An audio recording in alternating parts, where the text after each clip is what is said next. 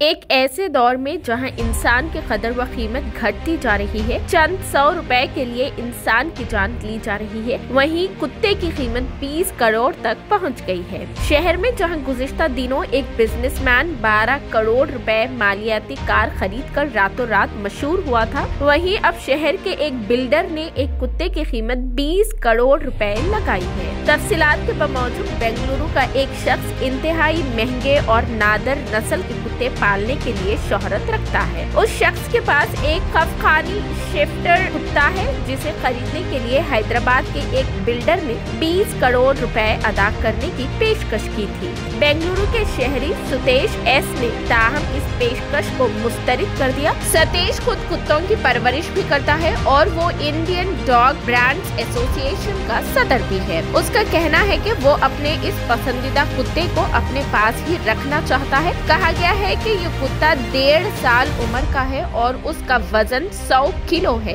ये नादर नस्ल का कहा जा रहा है। सतेश का कहना है कि ये कुत्ता दरअसल एक मादा बब्बर की तरह है। ये कुत्ता अपने मालिक सतेश के साथ ही रहता है और उसने ट्रेवेंड्रोम केनल क्लब मुकाबले में जुमला 32 मेडल्स भी जीते हैं। इस नस्ल के कुत्ते अमूमन जॉर्जिया, आर्मीनिया, अजरबैजान, ओसेटिया, तुर्की, रूस और दागिस्तान में पाए जाते हैं और ये हिंदुस्तान में इंतहाई नायाब है।